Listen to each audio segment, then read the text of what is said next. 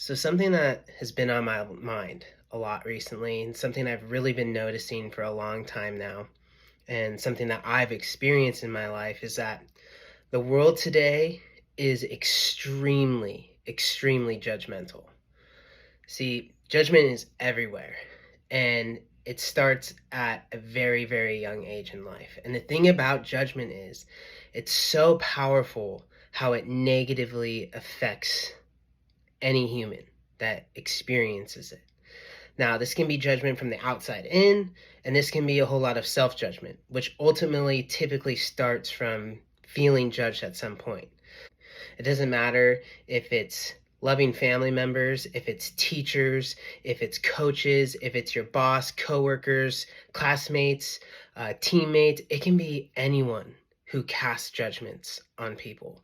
But there are things you can know about judgment so it doesn't negatively affect you. Because if we are affected by judgment negatively, then it's going to affect our mental state, our emotional state, our physical state, and our spiritual state. Just our complete being will experience a level of pain and suffering from experiencing judgment.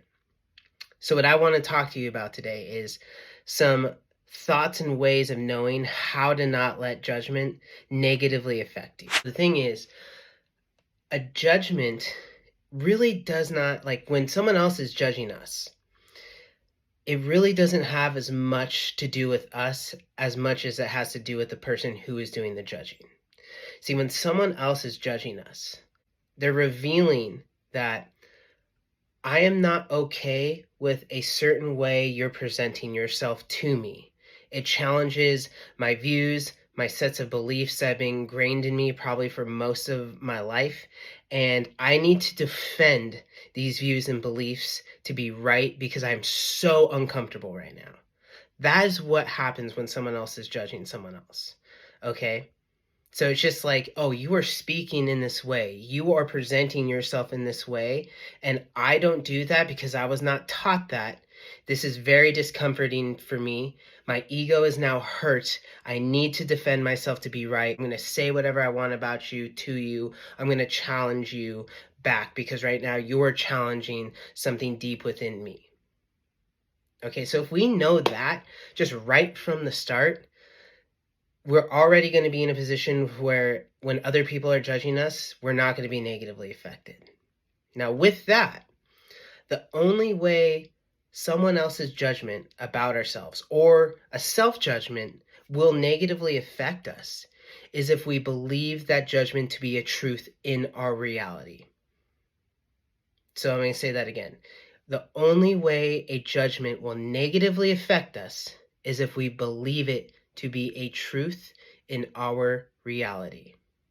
So if someone is challenging the way you're speaking, presenting yourself, the way you're doing something, and we begin to question it and we begin to really believe it, oh, maybe I am speaking in an incorrect way. Maybe I am doing this very incorrectly. Maybe I am presenting myself in a way that I shouldn't be.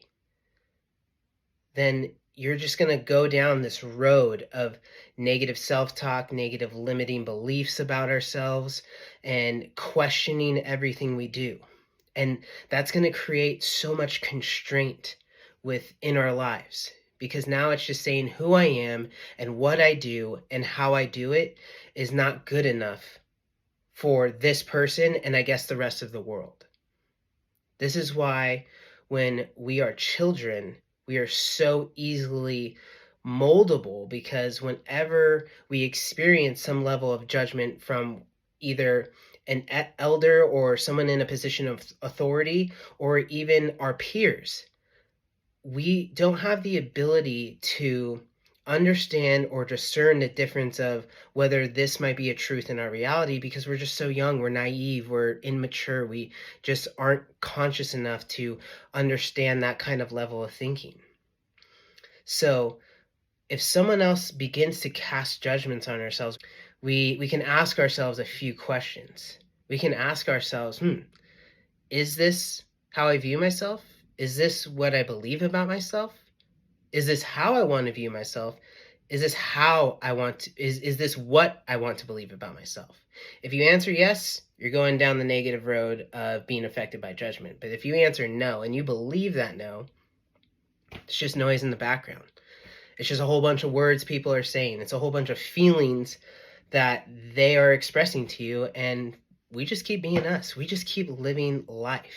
Like I said, though, with judgment, it can start at such a young age. So just to give you kind of some examples, and I'll start with me personally. As a young child, I definitely grew up as a part of the childhood obesity epidemic. I carried lots and lots of weight. I had a high body fat percentage on me. And just as a lot of kids experience when they are like that, is being bullied. I was heavily bullied. I was heavily ridiculed. I was treated differently by my peers around me, by adults around me. It didn't matter if it was a coach, it didn't matter if it was a teacher. I was just treated differently because I was different than everyone else. I looked different than everyone else. But it was because at some point in my life, I started to experience so much discomfort. And at a young age, I found comfort within eating food. See, that's the thing about judgment. And when we have a lot of self-judgment, is it can lead to negative habits and behaviors, and that can ultimately lead to addictions. Now, I'm not saying every single addiction in the world is because of judgment, but I would garner to say probably most of them. Whenever we're judging ourselves, because now we're believing other people's judgments about ourselves to be true, so we begin to judge everything we do about ourselves, then eventually, as a human, we want to seek some form of relief. And relief can be any addiction that you can think of. It can be cigarette, drinking, it can be drugs, it can be pornography, it can be scrolling on the phone with all this social media just to distract us from our own truth and our own reality that we're believing right now. And any kind of distraction and any kind of form of relief within any realm of addiction that we experience, we feel a little sense of relief, but it's just that relief does not last over a long period of time. It's just enough for that moment to make us feel better. So again, as a kid, I found relief in eating food. It didn't matter if it was sugary and sweet or salty and savory, I would go for it. And because I go for it so much, I was calorically intaking so much that I began to have a high body fat percentage. Now, because I'm being made fun of, bullied, ridiculed with this high body fat percentage, and just because I'm a kid, the only way I knew to seek relief was just eat more food, because I didn't realize the food was doing that to me. I didn't have the maturity or the consciousness to know that. And then as I grew older, it began to change. The addictions began to change. Eventually, once I was in high school, it went to drinking. I was a major party kid, so I drank all the time. I partied on the weekends, and that partying and getting drunk all the time made me feel that sense of relief. Plus, it was also giving me some sort of self-confidence because now my inhibitions were lowered. But still, there was all that pain and hurt within me because of all that self-judgment. And then from there, it grew into smoking a whole lot of weed. I was smoking cannabis like crazy. And it was because I wasn't feeling good about so many different areas of myself, because I was judging myself based on everyone else's judgments that I was feeling. And I was believing them to be a truth in my reality. And so even at one point in my life, I actually decided I'm going to get a grip on my health. I'm going to go on a weight loss journey, and I am going to start to build self-confidence in myself by making my body look better. And I did. I lost 110 pounds. Mind you, I'm 5'6", and I weighed nearly 300 pounds. I was a freaking little butterball, bowling ball, whatever you want to call me. I was round, and I decided I'm going to take control. And I did. Took 3 years and I lost 110 pounds.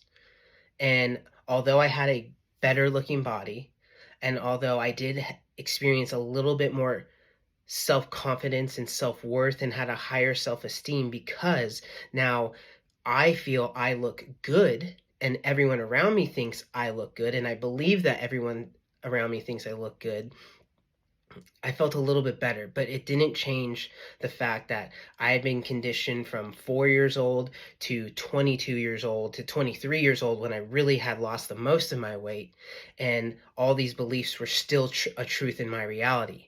I still felt unworthy. I still didn't feel good enough. I still didn't feel like I could garner love or the attention that I truly wanted. But because I was on a weight loss journey and because I was displaying it to everyone, I was seeking attention of, look at me, judge me now for how I look good. But it didn't change the fact that I was still judging a part of myself that I thought was bad, that I didn't feel was good. And so a lot of the way I was able to lose this weight is because, you know what, I'm going to give up drinking. I realize that drinking is very unhealthy and it's very calorically heavy. I'm going to give up drinking, but I'm going to keep smoking weed. In fact, every party I go to with my friends, instead of me drinking, I'm just going to smoke a whole lot of weed because I still want to feel a buzz. I still want to have that change of my mind. I want to feel a little bit numb still. And that's because I was still experiencing so much hurt, so much pain and suffering, still experiencing so much self-judgment that I still needed to feel the need to numb myself so I felt better about myself, so I didn't feel different in the crowd of people while we're at a party. And so I began to smoke and smoke and smoke. And through even the beginning of my 30s, I was smoking all day. I was smoking every day. And I was just doing everything I could to just feel better about myself. Now, I didn't have the level of awareness and consciousness that I do now to understand how I was negatively affecting myself by continuously numbing myself. And weed was just one of the things that I was doing. I was a doom scroller. That's what I would say. I would scroll on Instagram just constantly. And when I was in my early 20s and Instagram first started, I was posting all the time because I was seeking levels of self-validation about myself because I didn't feel good about myself. So when people are constantly posting about themselves, whether it's pictures of their body or whether what they're doing or anything like that, that's all just the need to have validation that they are, keeping up with the Joneses, that they are living this life that needs so much attention. They feel the need to seek attention that they will just constantly post and post. And I started to do that. Now, I kind of in the realm in my mid-20s started to realize what I was doing. I was like, wow, I post a lot just for attention. I feel like I need to stop that. And I did, which was great. But I was still seeking out, relief. And that relief was coming in the form of smoking a whole lot of cannabis. So that's the way I was, helping myself through a whole lot of self-judgment. But then I began to learn about judgment, and then I began to understand where it comes from, why it's coming from this, and I was able to understand and realize, gosh, this is not how I want to view myself. This is not what I want to believe about myself. I know deep in my heart that I am a fun, loving, kind, caring person. And these are values that I was raised on and are just so natural to me that I began to believe those more than the other. And if you look at me now, I'm not 110 pounds smaller like I was at that one time. Eventually in my life, I did begin to gain a lot of that weight back because I began to feel judged in other areas of my life in different times through different circumstances, and then I began drinking again, I began eating more again, and I lost kind of that control, and then I was constantly smoking, and there was just this cascading effect. But then I started to really do that inner work, and I really began to understand judgment and all of its forms and what it truly means and what it's all about. And now whenever I hear someone else judging someone else, or whenever I feel judgments going on to me, it just doesn't affect me in the same way anymore. And I don't judge those other people who are judging because I know, they're being challenged right now. There's a level of hurt in that person's life. Somewhere their views and beliefs are just not matching up with this other person, and now they're just defending themselves. I feel for them, and I hope they come to understand this someday. A more present example of today where I experienced or noticed a whole lot of judgment happening, it's in the realm of sports, actually. It has to do with college football. There is a past NFL player. He was a past NFL legend. His name is Deion Sanders, okay? Nickname Primetime. He was a GOAT in his position, okay? Absolutely incredible. And he had an amazing career. He is a cool guy. and he has a whole lot of swagger, and he is so authentic because he presents himself in this very, very confident manner in who he is and how he does everything in his life, and he doesn't care about what anyone thinks about him. Okay, and then he became a high school football coach, did amazing work, coached his sons to championships. Then he had the opportunity to go to the college level, low college level, and went to the national championship and won national championships and coached his son and did amazing. And then he got the opportunity to go to the highest level, D1 football, coaching at Colorado University. He brought his son over, and the thing about Deion Sanders is he presents himself in the same way he presented himself in the NFL, with his swagger, with his natural authenticity of who he is as a person. And one thing about Deion, he likes to wear his gold chains, he likes to wear his sunglasses, he likes to wear his hat, and he speaks freely. And he is respectful, but he speaks freely. He speaks what's on his mind. He's true to himself. Colorado, which this is his first year, Colorado last year won one game. They went 1-11. They won one game, okay? And now that he's transferred over and it's time for college football season to start, he is getting ready, preparing as best as he can with the players that he was able to recruit and bring in, and with the players that were still remaining there. And when you go 1-11, it's a rebuilding type of year, okay? Well, he's being judged from all over, from the coaches that he's about to play, from the players on those teams of those coaches, from the media and reporters and everything. He's being judged left and right. In those first two games, he won those games. He already brought double the amount of wins in his first two games to that college university. And when Deion speaks to reporters, like I said, he wears his sunglasses, he wears his hat, he wears his gold chains, he wears his nice watch and his nice jewelry, and he speaks freely about himself. But now comes week 3, playing their rivals, Colorado State University. Colorado State University's head coach decides, you know what, these other guys took their personal cheap shots at Deion and who he is and the way he coaches. It's my turn to take my personal shot at him. The coach said, and it's in the realm of these words, that when I speak to grown-ups, I take my hat off and I take my sunglasses off because that's what my mama taught me. When we speak to grown-ups, that's what we do. Made it personal. Took a cheap shot at Deion in the way he presents himself to people. That right there is casting judgment. And guess what? Colorado State and their head coach lost that game. And the thing about the game was, I watched the whole thing. I had to, because I've had Judgment on my mind for such a long time. I was like, I got to see this coach get whooped. It didn't go that way. That coach, Colorado State University's team, was winning for most of the game. They were dominating, you could say, for most of that game. And the thing was, Colorado State actually came out with more of a chip on their shoulder than Colorado University, Deion's team, who is the ones being judged, who the cheap shots got thrown on. But Deion being Deion, he did what he did. He got to work with his boys, but he also didn't let that cheap shot fly. He got his whole team the same sunglasses he wears at those press conferences. He showed up the same way he does. A whole bunch of celebrities, rappers, actors, just anyone you can imagine at this game. And they're losing most of the game. Now, the thing was about Colorado State, the team of the head coach with the judger on there, they were taking cheap shot after cheap shot at Colorado's team. They had like 15 or 17 personal fouls. That's basically like saying 15 to 17 cheap shots. One of the cheap shots being a very, very late hit on their star player, ended up having to go to the hospital that day. Another cheap shot was a very, what they call targeting, where it's basically you hit someone in a very dangerous way.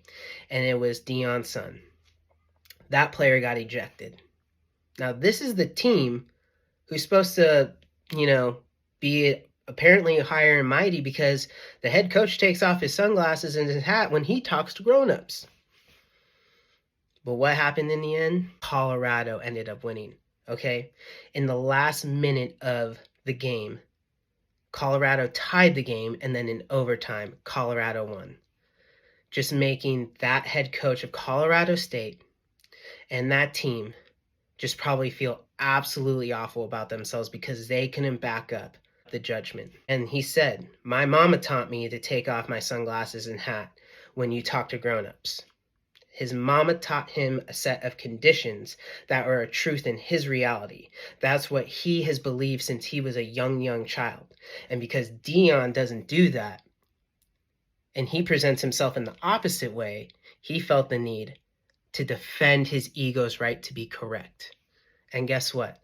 All that did was reveal his own character. And because his team did so poorly and had so many personal foul penalties, you can understand why. Because the leadership was completely in a state of judgment. And so their players reflected that in that game and ended up losing. The character battle was already lost by that head coach and by their team. So if you are someone who is experiencing this, and maybe you have subtle pain and suffering that's happening, or if you have serious pain and suffering that you're experiencing because of judgment, maybe it's from addictions or whatever it is, hit me up. I know how to help identify and how to help shift the perspective and understanding and bring you to the level of awareness to where it will no longer affect you and you will live a more free, happy life that is filled with joy, love, compassion, peace, and harmony. So, all the love and peace and joy and harmony and compassion to all of you out there. And I will see you again later.